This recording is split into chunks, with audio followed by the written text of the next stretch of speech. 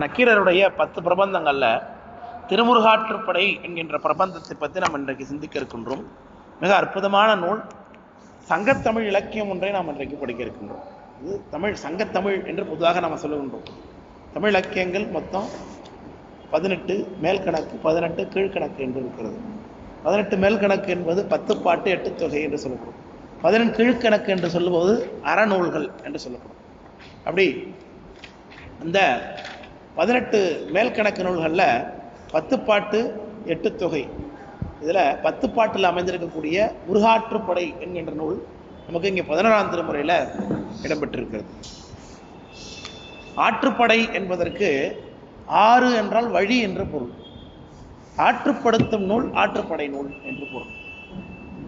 அது வறியவன் ஒருவன் தனக்கு உதவி கிடைக்குமா என்று தேடிக்கொண்டிருக்கும் பொழுது உதவி கிடைக்கக்கூடிய இடத்தை உதவி பெற்றவன் அறிமுகப்படுத்துவதாக அமைப்பது இந்த ஆற்றுப்படை. உதாரணத்துக்கு ஒரு ராஜாவை பார்க்கறதுக்கு ஒரு புலவர் போகிறார்னா, போய் பாடி பரிசில் பெறலாம்னு போறார்னா, ஏற்கனவே அந்த அரசனிடத்தை பரிசில் பெற்ற ஒருவன் இந்த அரசனை சென்று பாடு, இந்த அரசனுக்கு இந்தந்த குணநலன்கள்லாம் இருக்கு, அவனிடத்தை சென்றாயான உனக்கு இந்த அளவுக்கு உனக்கு பொருள் கிடைக்கும் என்று அவரை ஆற்றுப்படுத்தி காட்டுவதற்கு ஆற்றுப்படை என்று பெயர். புரியுதா? அவ்வகையில முருகப்பெருமானை பாட்டுடைத் தலைவனாக கொண்டு நக்கீரர் அருளி செய்தது இந்த திருமுருகாற்றுப்படைன்னு பேர். இதிலேயே 10 பாட்டுன்னு சொல்றோம். முருகு 12 பெருகு வளமதுரை காஞ்சி மறுவினிய கோல நெடுநல் வாடை என்று சொல்லி இதை சொல்லுவாங்க. 10 பாட்டு. திருமுருகாற்றுப்படை, பெரும்பான் ஆற்றுப்படை, சிறுபாம் ஆற்றுப்படை, மதுரை காஞ்சி, மலைபடுகடாம், இப்படிலாம் அதில் 10 பாட்டு இருக்குது. அதில் இந்த முருகாற்றுப்படை ஒன்று மட்டும்தான் தெய்வத்தின் மீது பாடப்பட்டது. இதெல்லாம் அரசர்கள் மீது பாட்டுத்திறனாக கொண்டு பாடப்பட்டிருக்கிறது. இந்த சிறுபான் ஆற்றுப்படையும் பெருமான் ஆற்றுப்படையும் கரியாச்சோழன் மீது பாடப்பட்டது. இப்படிலாம் இருக்கு. இந்த நக்கீரர் பார்த்தீங்கன்னா நிச்சயமாக சங்க காலத்தை வாழ்ந்தவர் என்று தெரிந்து கொள்ள முடிகிறது. இப்போ நமக்கு என்ன ஒரு நம்மளுடைய பிரபந்தங்களை 10 நூல் பார்த்துருக்கோம். இது வரைக்கும் நக்கீரருடைய பெயரில் 9 நூல் பார்த்துருக்கோம். இந்த நக்கீரருடைய 9 நூலில் இது எல்லாமே எதை கொண்டிருக்கு? ஒன்று காளகத்திய தொடர்பு கொண்டிருக்கு. ரெண்டாவது இவர் நெற்றிக்கண்ணிலே எரிப்பட்டார் அப்படிங்கிற செய்தியில் வருகிறது. ரெண்டுமே தொடர்புபடுத்தி பார்த்தோம்னா 9 பிரபந்தங்களை பாடியவரில் நிச்சயமா இந்த காளகஸ்தி தலத்தை ஆன்மார்த்த மூர்த்தமாக கொண்டு வழிபட்டவர், சிவபெருமானுடைய வாது செய்து பெருமானுடைய நெற்றிக்கண்ணிலே எரிப்பட்டவர், அவர் தான் இந்த 9 பிரபந்தங்களை பாடினார் என்பது நமக்கு தெரிகிறது. ஆனால் பொதுவாக நக்கீரர் சங்க காலத்தில் ஒரு நக்கீரர் வாழ்ந்திருக்கார் என்று சொல்லுவாங்க. அந்த நக்கீரிலிருந்து 11ஆம் திருமுறையில் பாடிய நக்கீரர் வேறுபட்டவர் என்ற ஒரு கருத்து இருக்கு. ஆனால் நாம் அதை பல தடவை நம்ம ஆராய்ச்சி பண்ணியிருக்கிறோம் அந்த விஷயத்தில். அது என்னென்னா, இந்த திருமுருகாற்றுப்படை பாடிய நக்கீரர் சங்க காலத்தை சேர்ந்தவர்னா ரொம்ப பழங்காலமாக போயிடும், கிமுவுக்கு போயிடும் அவருடைய காலகட்டம். கிமுவுக்கு போனதுன்னா அதனுடைய நடை, அதனுடைய விஷயம், இது எல்லாமே பார்த்தீங்கன்னா இப்போ இருக்கிற அந்த மீதி இருக்கிற 9 நூலில் உள்ளதுலேருந்து சுத்தமாக முற்றிலும் மாறி இருக்கும். நம்ம இதை பார்த்தாலே அவங்களுக்கு தெரியும். திருமுருகாற்றுப்படை படிக்கும் பொழுதே சங்க பாடல்கள் எப்படி அமைந்திருக்கிறதோ அதற்கேற்பவே இது இருக்குது அப்படிங்கிறத நம்ம புரிந்து கொள்ள முடியும். அப்போது இந்த நக்கீரரை பொறுத்தளவுக்கு வரலாற்று செய்தி திருவிளையாடல் புராணத்தில் இடம்பெற்றிருக்கிறது. இவர் நெற்றிக்கண்ணாலே சிவபெருமானில் எரியுண்ட பெருமானுடைய வாதம் செய்தார். அவர் நெருப்புல எரிந்து சூடு தாங்காமல் பாடினது தான் எரிவு தீர பாடிய எழுகுற்று இருக்கைன்னு படித்தோம் இல்லையா? அப்புறம் கைலபாதி காலத்தி பாதி அந்தாதி எதுக்கு பாடினார், கோபப்பிரசாதம் எதுக்கு பாடினார், இது எல்லாமே பார்த்தீங்கன்னா நெற்றிக்கண் புண்பட்டவர் தான். இது எல்லாத்தையும் பாடியிருக்காரு, நம்ம கீழே படிச்சிருக்கிறோம். ரெண்டாவது, நெற்றிக்கண் புண்பட்டவர் தான் சங்க காலத்தை சேர்ந்தவர் என்று நாம் வைத்துக் கொண்டோமானால் ஞானசம்பந்தருக்கு ரொம்ப முற்பாடு இருக்கணும், வாழ்ந்திருக்கணும். ஆனால் சேக்கடார் சாமி என்ன சொல்கிறாங்க, ஒரு குறிப்பு, ஞானசம்பந்தரை பற்றி பெரிய புராணத்தில் ஒரு இலக்கியங்கள்லாம், அதாவது 4வது தலையாத்திரை முடித்து விட்டு சீர்காழியில் எழுந்திருந்த காலகட்டத்தில் அவர் நிறைய விகற்ப செயல்கள்லாம் பாடுறார் ஞானசம்பந்தர். அதில் ஒன்று எழுகூற்றிருக்கை. அந்த எழுகூற்றிருக்கை தமிழுக்கு மூல இலக்கியங்கிறார். ஞானசம்பந்தர் பாடிய எழுகூற்றிருக்கை முதலிய விகற்பங்கள்லாம் தமிழுக்கு என்னவாது? மூல இலக்கியம். அப்போனா அதுக்கு முன்னாடி அந்த எழுகூற்றிருக்கை யாருமே பாடலைன்னு அர்த்தம். ஞானசம்பந்தருக்கு பின்னடின்னு நம்ம கொண்டு வந்துடணும். சேக்கடார் சாமியோட கருத்தை நம்ம கொண்டோம்னா ஃபவுண்டர். ஆமாம், ஞானசம்பந்தர் தான் அந்த சித்திர கவிகளுக்கு ஃபவுண்டர்னு வச்சுக்கிட்டீங்கன்னா, முக்கியமாக எழுகூற்றிருக்கைன்னே சொல்லிட்டார். அது வந்து மூல இலக்கியம்னு சொல்லிட்டார். இப்போ ஞானசம்பந்தருடைய காலம் கண்டிப்பாக 6th century, அதில் மாற்றுக்கிறது இல்லை. இப்போ 6th century வந்த ஞானசம்பந்தர் மூல இலக்கியம் எழுகூற்றிருக்கை பாடிட்டார். இப்போ நம்ம கிட்ட இருக்கிற நக்கீரரும் எழுகூற்றிருக்கை பாடியிருக்கார். குறிப்பா என்ன சொல்றாரு எழுகூற்றிருக்கையில? எரிவு தீர பாடிய எழுகூற்றிருக்கைங்கிறார். நிச்சயமா எழுகூற்றிருக்கை எப்ப பாடப்பட்டது? அப்போ அவருக்கு நெற்றிக்கண்ணுடைய சூடு தாங்க முடியாம அவர் பாடினார், சாமி கிட்ட பிரார்த்தனை பண்ணிட்டார். ரெண்டாவது இவர் தான் கைலிபாதை காலத்தை இருந்தது பாடியிருக்கார். கோபப்பிரசாதத்துல சொல்றார், அந்த பொற்றாமரை குளக்கரையிலேருந்து ஏந்திரிக்கும் போது நான் பாடினேன்றார். எல்லாமே ஒரு பதிவு பண்ணி சரி, அந்த 9 பாடல்களையும் பாடி வைக்கிறார். ஞானசம்பந்தருடைய மூல இலக்கியம் அப்படிங்கிற கருத்துப்படி கொண்டு வந்தோம்னா இவர் ஞானசம்பந்தருக்கு பிற்காலம்னு கொண்டு வந்தோம். 6, 7, 8 சுவாராயமா வச்சு. இப்போ இவரை பத்தின இன்னொரு சரிதம் இருக்கு. அது என்னன்னா, களவு அக இலக்கியத்திற்கு அக இலக்கியம் கிடையாது நம்ம கிட்ட தமிழ்ல. அதற்கு இலக்கணம் இல்லைன்னு புலவர்கள் எல்லாம் வருந்திய பொழுது இலக்கியமானது பெருமானால செய்து கொடுக்கப்படுகிறது. அக இலக்கியம் இறையனார் அகப்பொருள் மாலைன்னு அதுக்கு பேர். அந்த இறையனார் அகப்பொருள் மாலைக்கு உரை செய்தவர் நக்கீரர். அந்த நக்கீரர் உரையத்தான் முருகப்பெருமான் தலையசைத்து ஏற்றுக்கொண்டான். இன்னொரு சரித்திரம் இருக்குது. சீரான மாடக்கூட மதுரையில் 7 பேர்களோடு லீலா வினோதமான பெருமாளேன்னு அரையராஜ பெருமான விராலிமலை திருப்புகழ சொல்றார். 49 புலவர்களோட இருந்து நீ லீலா வினோதம் செய்தாய், தனஞ்சயன்கிற ஒரு வணிகர் வீட்டில் போய் பிறந்திருக்கிற, அங்கே மூங்கை பிள்ளையா முருகப்பெருமான் இருந்தார். இந்த சரித்திரம்லாம் ஏற்கனவே வகுப்புல சொல்லியிருக்கோம்.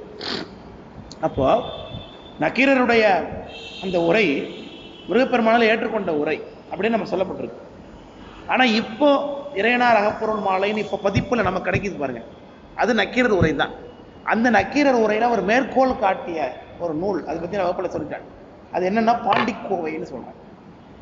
பாண்டிக்கோவை. இந்த பாண்டிக்கோவையோட பாட்டுடை தலைவன் யாருன்னா நின்ற சீர் நெடுமாற பாண்டியன் நாயனார். விளக்கம் புரியுதுங்களா? பாண்டிக்கோவையில அதாவது யக இலக்கியத்துக்கு ஒரு மேற்கோள் காட்டுறார் நக்கீரர் அவருடைய உரையில. அந்த உரையில சொல்லக்கூடிய பாண்டிக்கோவைக்கு யாரு பாட்டுடை தலைவன்னா நின்றசீர் நெடுமாற பாண்டிய நாயனார் தான். அப்ப நின்றசீர் நெடுமாற பாண்டிய நாயனார் காலத்துல அவர் மீது பாடப்பட்ட ஒரு கோவை நூலை உரை நூல்ல நக்கீரர் காமிச்சிருக்கார். அந்த நக்கீரர் உரை நமக்கு இப்ப கிடைக்குது. சரியா? இதை வச்சுங்க. ஞானசம்பந்தர் காலத்துல வாழ்ந்தவர் தான் நின்றசீர் நெடுமாற பாண்டிய நாயனார். 2 பேரும் ஈக்குவல். அப்ப நிச்சயமா இது எல்லாத்தையும் நாம் பார்க்கும் பொழுது ஞானசம்பந்தருக்கு பிற்பாடு வந்த நக்கீரர் தான் உரை எழுதிய நக்கீரர். அப்போ நெற்றிக்கண் கொண்டு தருமிக்கு பொற்கீழ் இந்த வரலாறு எல்லாமே கூட கிட்டத்தட்ட பிற்பாடு நடந்திருக்குமோன்னு கூட ஒரு சந்தேகம் வர்றது மாதிரிலாம் நமக்கு ஒரு பல விதமான கோட்பாடுகளை ஏற்படுத்துது. இப்போ இன்னொரு முரண்பாடு இங்க என்ன வந்துடுது? அப்பர் சாமி புத்தூர் திருத்தாண்டகத்துல பாடுறாங்க.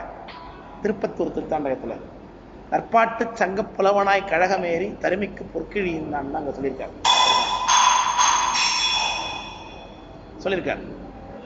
அப்போ தருமிக்கு பொற்கிழி இந்த வரலாறு இல்ல அப்பர் சொல்றாருன்னா ஆருக்கு அப்பருக்கு முன்னாடி ஆயிடுது. திருப்பத்தூர் தேவாருக்கு சொல்றாரு. திருப்பத்தூர் குழப்பம் ஏன்னா திருவூர்ல முன்னாடி இருந்து தான் அவர் சொல்ல முடியும். அப்ப தருமிக்கு பொற்கிழி இருந்த வரலாறு அது தனியா சொல்றார். ஆனா அதுல நக்கீரனோட தொடர்பு இருக்க செய்தி இருக்கான்னு நமக்கு தெரியல. பொற்சாமியோட கருத்துல சொல்றேன். நக்கீரர் வராரு இருக்கு. அப்போ நக்கீரர்னு இங்க சொல்லப்படக்கூடிய நக்கீரனுடைய இலக்கியம் ஞானசம்பந்தருக்கு பிற்பட்டதுங்கிற சேக்கராட சாமி திருவார். சேக்கராட சாமி நிச்சயமா ஆராய்ச்சி பண்ணாம எந்த கருத்து சொல்லவே மாட்டோம். அது ஆத்தரைசர் 100% ஆத்தரைசர் கருத்து.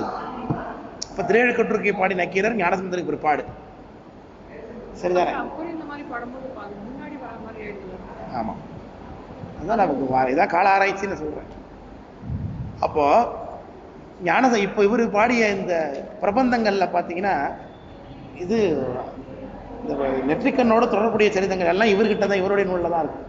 இந்த சங்க இலக்கியமா சொல்லக்கூடிய திருமுருகாற்றுப்படையில எந்த குறிப்பும் அது இல்லை. நெற்றிக்கண் தீர்த்தது மாதிரியோ எரிச்சது மாதிரியோ எதுவுமே இல்லை. அப்போ இது மிகப்பெரிய குழப்பத்தை கொடுக்கக்கூடிய ஒரு கருத்தா வந்து முடியும். ஆனால் நிச்சயமாக என்ன சொல்கிறாங்க, திருமுருகாற்றுப்படை பாடிய நக்கீரரும் நம்ம திருமுருகாற்றுப்படை பாடிய நக்கீரருங்கிற சங்க காலத்தில் வாழ்ந்திருக்காரு. அவர் வேறொருவராக இருந்திருக்கலாம். அவருக்கும் நெற்றிக்கண்ணில் எரிந்த நக்கீரரும் வேற வேற ஆளாந்திருப்பாரு. இப்போ நெற்றிக்கண் எரிந்த நக்கீரருங்கிறது ஞானசம்பந்தருக்கு பிற்பாடுன்னு கொண்டு வரதுக்கு எல்லா சான்றுமே நம்மகிட்ட இருக்கு. ஆனால் ஒரே ஒரு பிரச்சனை என்ன, அப்பர் சாமியோட கருத்து. அப்பர் சாமி முன்னாடி சொல்லிடுறாரு, நடந்ததா சொல்றாரு. ஒரு காலத்தில் அப்பர் சாமியோடைய காலகட்டத்தில் அது சம்பவம் நடந்திருக்குன்னா ஞானசம்பந்தர் காலத்தில் நடந்துதான் ஆகிடும். அது வாய்ப்பு இல்லை, அது முன்னாடி தான் நடந்தது. அப்போ என்ன பண்ணியிருக்கணும், பின்னாடி வந்த நக்கீரர் ஒருவேளை திருமுருகாற்றுப்படை பாடிய நக்கீரர் தான் சங்கப்பாட்டு புலவராக இருந்தாருன்னா அவர் பெயரையே கொண்டு ஒரு பின்னாடி எல்லா நாளும் செய்து வச்சிருக்கணும்.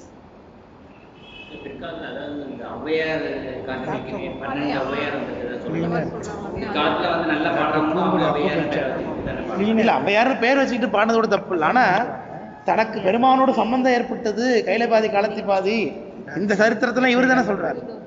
அப்போ என்னோட நான் பண்ண மாதிரி ஒரு நூலை பண்ணலாம் வேணாம் என் பேரை போட்டு. ஆனா எனக்கு நடந்த சம்பவம் அவருக்கு நடந்த எழுத முடியாதுல்ல. எல்லாம் புரிஞ்சலையா? திருமுருகாற்றுப்படை பாடின நக்கீரர் தான், சங்க இலக்கியம் பாடுற நக்கீரர் தான் ஒரு வேளை சுவாமியோட நெற்றிக்கல்ல எரிஞ்சிருக்காருன்னு வச்சுக்கிட்டா கூட பின்னாடி வந்தவர் நான் தான் அதை பண்ணேன், நான் தான் அதை அனுபவப்பட்டேன்னு எழுத முடியுமா? அது ரொம்ப விரோதமாயிடும்ல, காலப்போக்குக்கு விரோதமாயிடும்.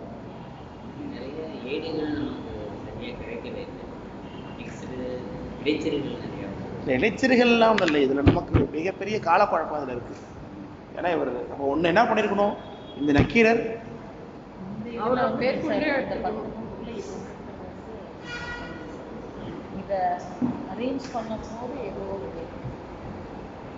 இந்த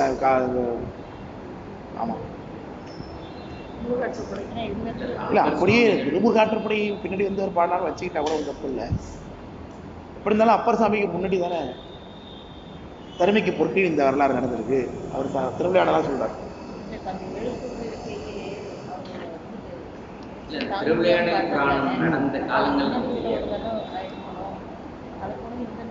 அப்போ நம்ம இதுல என்ன ஒரு குழப்பமா இருக்குன்னாக்க, எல்லாத்தையும் நம்ம வச்சிருவோம். எல்லா நக்கீரருமே ஞானசம்பந்தர் அப்பர் சாமிக்கு முன்னாடி வந்தவர்னு வச்சுப்போம். திருமுருகாற்றுப்படை பாடினவரும் சரி, இதை பாடினவரும் சரி. திருமுருகாற்றுப்படை பாடினவர் நெற்றிக்கண்ணில் நெருப்புல படாதவர்னு வச்சுப்போம். நெற்றிக்கண் நெருப்புல பட்டவர் தான் எல்லா நூலையும் பண்றாருன்னு வச்சுப்போம். அவர் ஞானசம்பந்தர் அப்பர் சாமிக்கு முன்னாடி அவர் இருந்ததா வச்சுக்கிட்டா கூட நமக்கு இன்னைக்கு பாண்டிக்கோவோடு தொடர்பட்டு இருக்கக்கூடிய அந்த உரை பண்ண நக்கீரர் வேறையா இருக்கணும். ஏன்னா ஞானசம்பந்தருக்கு பிற்பாடு உள்ள ராஜாவோட மேல பாடப்பட்ட நூலை தான் அவர் மேற்கொள்ள காமிச்சிருக்காரு. ஸோ அதுதான் நமக்கு ரொம்ப குழப்பம் ஏற்படுத்துது.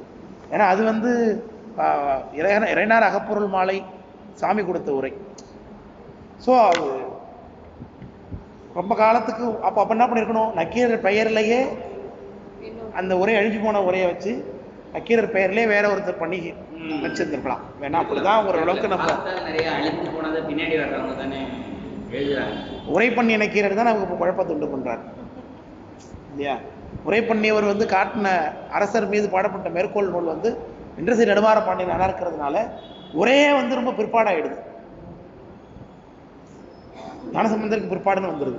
இப்போ ஞானசம்பந்தருக்கு பிற்பாடு இந்த ஒரு நக்கீரன்னு வச்சுக்கிட்டா என்ன தப்புன்னா, அப்பர் சாமி தருமைக்கு பொற்கி இந்த வரலாறு முன்னாடியே குறிச்சிடுறாரு. அப்போ அங்கே சம்பந்தப்பட்ட நக்கீரர் பிற்பாடு வரதுக்கு வாய்ப்பு இல்லை. அப்போ உரை எழுதிய நக்கீரர் தான். ஆமா, மூலம் பழைய மூலத்துக்கு இவர் பெயர்லேயே உரை பண்ண ஒருத்தர் இருந்திருக்கார் என்று நம்ம ஒரு முடிவு.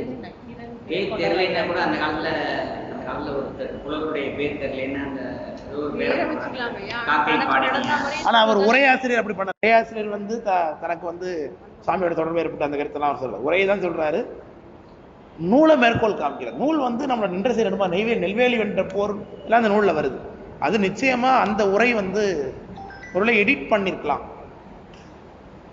உரை எடிட் பண்ணாரோ இந்த நூலை போட்டு. இதுல பிரச்சனையே எங்க வருதுன்னா, இன்றசை நெடுமாற பாண்டிய நாயனார் மீது பாடப்பட்ட ஒரு நூலை இந்த உரையில காட்டுறது தான் பிரச்சனையா வருது. அது இல்லைன்னா எல்லாருமே ஒரே நக்கீரர் எல்லாரும் பிஃபோர் நம்ம வெளியிட்டிருக்காங்க. சங்க நூல்கள்லாம் நம்ம குறைந்த விலையில சலுகை பதிப்பாகவும் செம்பதிப்பாக வெளியிட்டிருக்காங்க. 10 பாட்டு 8 தொகை. தமிழ்நாடு பாடநூல் கழகம், நீங்க இந்த இதற்கு போனீங்கன்னா கிடைக்கும். அங்கெல்லாம் போவானா, கோட்டுப்புறம் லைப்ரரியிலேயே அங்கே ஒரு சின்ன ஒரு சேனல் வச்சிருப்பாங்க. இதுக்கு ஸ்கூல் புக்ஸ் எல்லாம் வாங்குறதுக்கு. ஸ்கூல் புக்ஸ்லாம் அங்கே போனால் வாங்கிக்கலாம் லைப்ரரியில்.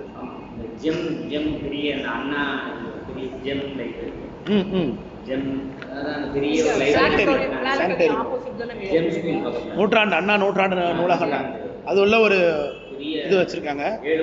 அப்படி இல்லைன்னா இது கீழ்மாடியில் தான் இருக்கும் புக்கு வைக்கிற ஸ்டால். அப்படி இல்லை இங்கே நுங்கம்பாக்கத்தில் இருக்கு பாருங்க பாடநூல் கழகம் ஆஃபீஸ் பார்த்துருக்கீங்களா? இங்கே நம்ம நுங்கம்பாக்கத்தில் தான் தமிழ்நாடு பாடநூல் கழகத்தோட மெயின் ஆஃபீஸ் அங்கே தான் இருக்கு. எஸ் உத்தமர்காந்தி சார்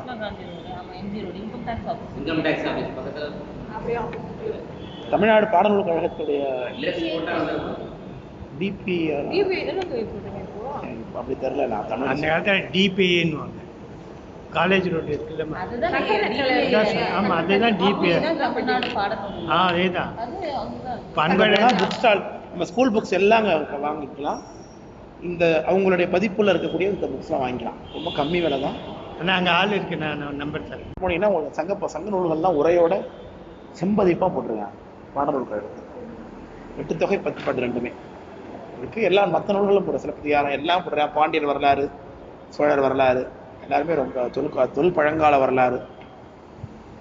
நம்முடைய தர்மியா தினத்தில் இருக்கக்கூடிய ஆடிட்டோரியம் கட்டியிருக்காங்களா, பெரிய ஆடிட்டோரியம் மடத்தில் காலேஜ் உள்ள, அதில் வந்து அவங்க ஒரு புக் ஸ்டால் போட்டிருந்தேன். அப்போ தான் இவங்களோட ஸ்டாலில் நான் வாங்கினேன். அதை அந்த நூலில் நான் படிச்சிருக்கேன் முழுசாவே. சங்க இறையனார் அகப்பொருள் மாலை உரை நான் படித்தேன். அதில் வந்து பாண்டிக்கோவை முழுக்க வந்துருது. அதில் கிட்டத்தட்ட அதில் ஒரு 100-150 பாட்டு இருக்குன்னா அதில் 100 பாட்டு மேற்கொள்ள காட்டுறாரு. அவ்வளோ எப்படி இடைச்செறிவு பண்ண முடியும்? ஒரு நூலில் உள்ள 100 பாட்டுமே அந்த இறையனார் அகப்பொருள் மாலைக்கு இந்த மாதிரி ஒரு அகநூலுக்கு இப்படி தான் இலக்கணம் இருக்கணும் சாமி காமிச்சிருக்காரு அகப்பொருள்னா அதன்படி இந்த நூல் அமைஞ்சிருக்குன்னு இதில் காமிச்சிருக்காரு. கீழே ஒரு சூத்திரத்துக்கு கீழே அது 24 சூத்திரம். 12 சூத்திரம் நம்ம சிவஞான போத மாதிரி இறையனார் அகப்பொருள் மாலை 24 சூத்திரம். ஒவ்வொரு சூத்திரத்துக்கு விளக்கம் வரும்பொழுது அதிகரணத்துலலாம் விளக்கம் வரும்பொழுது இந்த பாண்டிக்கோவை நூல்கள் தான் உதாரணமாக காட்டப்பட்டிருக்கு. நம்ம சிவஞான போதத்தில் உதாரணம் நம்ம காமிக்கிறாங்களே அந்த மாதிரி அதில் பாண்டிக்கோவையுடைய பாடல்கள் அதில் காட்டப்பட்டிருக்கு உதாரணமாக. அது முழுக்க இன்ட்ரெஸ்ட் இடமாற பாண்டியனார் பற்றி தான் வருது. ஸோ அப்போ நிச்சயமாக உரை எழுதிய நக்கீரர் தான் பிற்காலத்தை சேர்ந்தவராக இருக்கணும். இப்போ குழப்பமே எதனால் வருதுன்னா உரை எழுதிய நக்கீரர் இறையனார் அகப்பொருள் மாலை சங்க காலத்தோடு தொடர்புடையவர், சங்க அற்புதங்கள் எழுந்த காலத்தோடு தொடர்புடையவர். சிவருமானே நூல் எழுதி கொடுக்குற அளவுக்கு அற்புதம் நிகழ்ந்திருக்குன்னா வச்சுங்க அந்த காலத்து. அப்போ நூல் பழசு உரை புதுசாக இருந்திருக்கணும். பழைய உரை மறைஞ்சு போய் உரை பண்ணியவர் என்ன பண்ணியிருக்காரு, நக்கீரர் பேர்லேயே உரை பண்ணி இன்ட்ரெஸ்ட் இடமாற பாண்டியனார் மீது பாடப்பட்ட ஒரு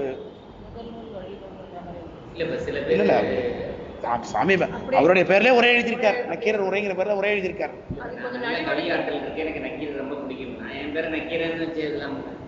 இல்ல அவரு அப்படி கூட பண்ணாம சமஸ்கிருதத்துலலாம் அந்த மாதிரியான வேலைகள்லாம் அப்படி விடுங்கிறாங்க. சமஸ்கிருத நூல்கள் முனிவர்கள் பண்ண ஒரே அதாவது அந்த ஒரு தன்னுடைய பெயர் வெளியில வரணும் அப்படிங்கிற தாட் ப்ராசஸ் இல்லாம தனக்கு தெரிஞ்ச கருத்து வெளியில வரணும்னு நினைக்கக்கூடிய அந்த தியாக உணர்வு அது நல்ல உணர்வாகவே இருந்தாலும் அது வரலாற்று போக்குக்கு அது பிரச்சனையா இருக்கு. முன்னாடி நக்கீரர் எழுதி ஒரு உரை காணா போயிட்டோன்னே அந்த விஷயம் நமக்கு தெரியும். அதனால இப்ப இருக்கிற ஒரு விஷயத்தை நான் எழுதி அவர் நக்கீரர் பேர்ல சேர்த்துடுறேன், எனக்கு கிரெடிட் வேணாம் அப்படின்னு எழுதி விடுறவங்க இருந்திருக்கிறாங்க. சமஸ்கிருத நூல்கள் அப்படி இருக்குங்கிறாங்க. ஆமா அந்த மாதிரி செஞ்சவர் இல்லை. என்ன ஒரு மிஸ்டேக் பண்ணியிருக்காரு இவரு, பாண்டிக்கோவையை உள்ள விட்டதுதான் அவர் அறியாமலே அவர் பண்ணியிருக்கிற வேலையா இருக்கலாம் என்று நான் ஒரு வார கருதுகிறேன். இதுதான் சரி. ஏதாயினும் அப்படிதான் சொல்றேன். அதாவது நம்ம மூணு நக்கீரரை கேட்டகரைஸ் பண்றோம். ஒன்று திருமுருகாற்றுப்படை பாடிய சங்க காலத்தை சேர்ந்தவர், வரையறுக்கப்பட்ட காலம். ஒருவாறு கால ஆராய்ச்சி செய்யக்கூடிய அறிஞர்களாலே சங்க காலம் என்னது என்று வரையறுக்கப்பட்ட காலத்தை சேர்ந்த நக்கீரர். அவர் திருமுருகாற்றுப்படை பாடியவர். இல்ல இருங்க சொல்றேன். நம்ம நக்கீரர் பிரபந்தங்கள் கோபப்பிரசாதம், எழுகூற்றிருக்கை, கைலைபாதி, காலத்துப்பாதி அந்தாதி இந்த பிரபந்தங்கள்லாம் பாடியவரோட நிச்சயமா அவருக்கு ஏற்பட்ட சம்பவம் தருமிக்கு பொற்கிழி இந்த பொழுது சுவாமி வந்தாரு, புலவரோட வாதம் பண்ணாரு, நெற்றிக்கண்ணில் நெருப்புல எரியப்பட்டாரு, அப்புறம் சுவாமி வரக்கூடாது. இப்படி ஒரு நக்கீரர் இருக்கார். அவர் தான் நமக்கு 9 பிரபந்தம் பாடியிருக்கார். அதுல மாற்று கருத்து இல்லை. ஏன்னா அவர் தான் எரிவு தீர பாடிய எழுகூற்றிருக்கைங்கிறார். கைலை பாதி காலத்தி பாதி அந்த ஆதி பாடியிருக்கார். கையிலையும் காலத்தையும். ஏன்னா அம்பாளுடைய முடிக்கு சிரசில சிகைக்கு வாசனை இல்லைன்னு குற்றம் சொன்னார். உன்னுடைய வழிபடு கடவுளாகிய காலத்தி அப்புறம் பக்கத்தில் இருக்கக்கூடிய ஞான பூங்கோதைக்கும் அப்படிதானான்னு கேட்டபோது தான் அவளுக்கும் அப்படின்னு சொன்னதுதான் அவர் நெத்திகண்ண சாமி திறந்தார். அதனாலதான் கைலை பாதி காலத்து பாதி அந்த ஆதி பாடினது. கோபப்பிரசாதமே வந்து தவறு பெடுத்ததுன்னு பாடினதும் வந்து பொற்றாமரை குலக்கரையிலேருந்து அவரே பதிவு பண்ணிட்டு இருக்கார்.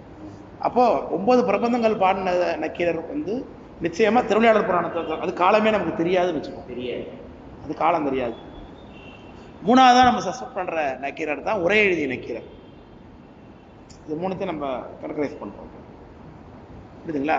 மூணுத்துல 3 பேரும் ஒண்ணுதான் அப்படின்னு கொண்டா என்ன தப்புன்னா, மூல இலக்கியம் திருஎழுக்கூற்றிருக்கைக்கு மூல இலக்கியம் பாடினது ஞானசம்பந்தர் சேக்கடார் சபையர் கருத்து சொல்லிட்டு இருக்காரு இல்லையா? அப்போ ஞானசம்பந்தருக்கு பிற்பாடு வந்த நக்கீரர் தான் எழுக்கூற்றிருக்கை பாடி இருக்க முடியும். எழுக்கூற்றிருக்கை பாடி நக்கீரர் என்ன பண்ணிருக்காரு? எரிவு தீரிய பாட இன்னும் பாடி வச்சிருக்கார். அப்படி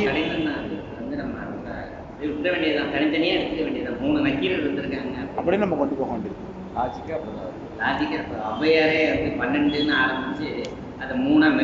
பெரியவங்களுடைய கருத்தை நம்ம அனுசரிக்கும் பொழுது இப்படி ஒரு கருத்துக்கள்லாம் வருகிறது. அப்படி இல்லைன்னா யாரோ ஒருத்தங்க தப்பா சொல்லியிருக்காங்கன்னு ஒரு முடிவுக்கு வந்துடணும். அவ்வளவுதான், அதான் நடந்திருக்கு. பாடினவர் என்ன வேலை பார்த்திருக்காரு? சாமி வேலை நெருப்பு பட்டா அவர் என்ன ஃபீலிங்ல பாடிருப்பாரோ அது மாதிரி ஒரு பாடியிருக்காருன்னு நம்ம கொள்ள வேண்டியிருக்கு. ஏன்னா நமக்கு சேக்கடார் சாமியோட திருவாக்கு முக்கியம்னு நம்ம கருதணும்னா நிச்சயமா ஞானசம்பந்தருக்கு பிற்பாடுதான் எழுக்கூற்றிருக்கை கொண்டு வரணும். தமிழ் வடிவங்களை வச்சு சில பேர் ஆராய்ச்சி குறிப்பில் சொல்றாங்க, இந்த மாதிரி எழுத்துக்கள்லாம் வந்து சங்ககால பாட்டு இல்லைன்னா இந்த எழுத்துக்கள் இந்த வரி வார்த்தைகள். ஆமாங்க, நீங்க சங்க இப்ப நம்ம திருமுருகாற்றுப்படையை பார்க்கறோம்னா திருமுருகாற்றுப்படையை நடைக்கும் மீதி இருக்கிற 9 இலக்கியத்துக்கு நிறைய வித்தியாசம் இருக்கு, நல்ல வித்தியாசம் இருக்கு. அப்படின்னா நிச்சயமா இது வேற நக்கீரர்.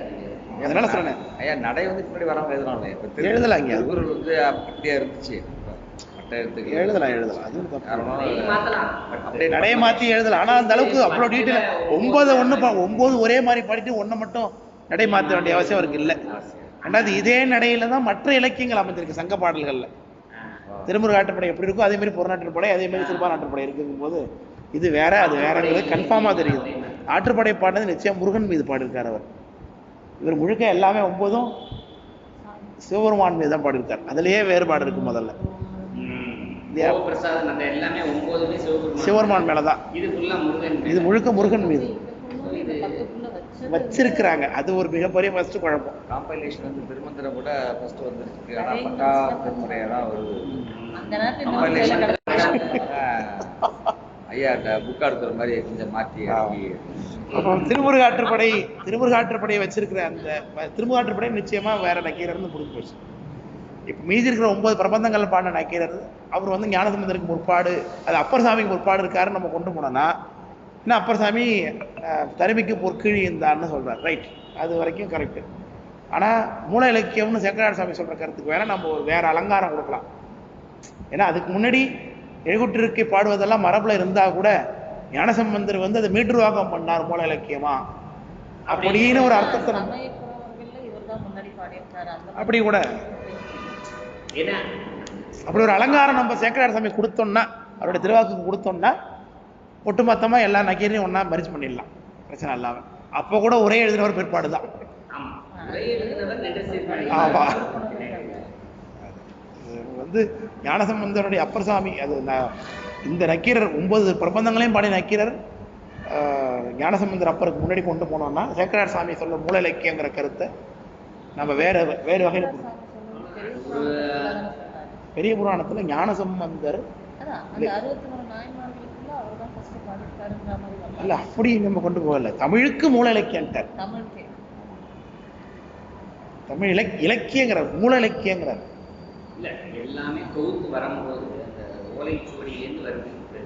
உதாரணத்துக்கு வேதநெறி தழைத்துவங்க மிக செய்வ துறை விளங்க அப்படின்லாம் சொல்றோம் ஞானசம்பந்தர். அப்ப அதுக்கு முன்னாடி இல்லாம போயிட்டா சுத்தமா அழிஞ்ச வேண்டி இருந்துச்சு, இருக்கிறத ரெனோவேட் பண்ணார் சாமி அப்படின்னு நம்ம பொருள் கொள்றது இல்லையா ஞானசம்பந்தர். அந்த மாதிரி இதை கொண்டோம்னா பிரச்சனையே கிடையாது. எப்படி பார்த்தாலும் ஒரே எழுதிய நக்கீரர் அதெல்லாம் மாற்று அவர் வந்து இது பண்ணவரே கிடையாது, பிற்பாடு வந்தவர். நம்ம நின்றசீர் நெடுமாற பாண்டியராஜாவுக்கு பின்னாடி வந்தவர் தான் சாமியோட நெற்றிக்கண்ணில் அடிபட்டார் அப்படின்னு வச்சுக்கிட்டா கூட அப்பர் சாமி முன்னாடியே சொல்லிடுறாரு, அதுல பிரச்சனை வந்தது. அதனால நம்ம ஒரு வாரம் எப்படி இது அலங்காரம் பண்ணணும்னா 3 நக்கீரர் ரெண்டு ஒருத்தர் எல்லாரையும் மெர்ஜ் பண்ணிடலாம் முன்னாடி உள்ளவங்க. சரி, ஆமா, சங்க இலக்கியத்தை நீங்க வந்து எழுத்து நடையில தானே வித்தியாசம் சொல்றோம். சங்க இலக்கியமா திருமுருகாற்றுப்படை நக்கீரரை எழுத்த புரிஞ்சது இல்லையா? அந்த கண்டப்ப நாயனருடைய தலம் என்ன? இவர் வழிபடு தலம் வகையில 9மே இவர் பாடினதுல மாற்று கருத்து இல்லாம இருக்கு.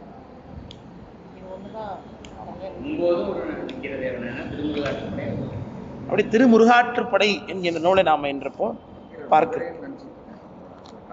இல்ல மதுரைக்காரர் தான், மதுரையில் இருக்கிறவர் தான் காலத்தி பெருமான ரொம்ப விரும்பி வழிபாடு பண்றார். ஆன்மார்த்தம் இருக்கிறவங்க திருவண்ணாமலை ரொம்ப விரும்பி கும்பிடுறது இல்லையா, இருக்க மதுரை ரொம்ப விரும்பி கும்பிடுவாங்க, சிதம்பரத்தை விரும்பி கும்பிடுறாங்க. அந்த மூர்த்தி மேல உள்ள விருப்பம் அது மாதிரி இவருக்கு காலத்தி பெருமான் மீது தான் விருப்பம். கைலை பாதி களத்தி பாதி என்றாதி பாடுறாரு, பிரசாதத்திலேயே சொல்றாரு. அப்படி இது சங்க இலக்கியங்கள்ல ஒன்று, அதுல மாற்று கருத்துல. திருமுருகாற்றுப்படை வந்து சங்க இலக்கியத்துல ஒன்று, ரொம்ப பழைய இலக்கியம் இது. அதன் அடிப்படையில பாட்டை பார்க்க போறோம்.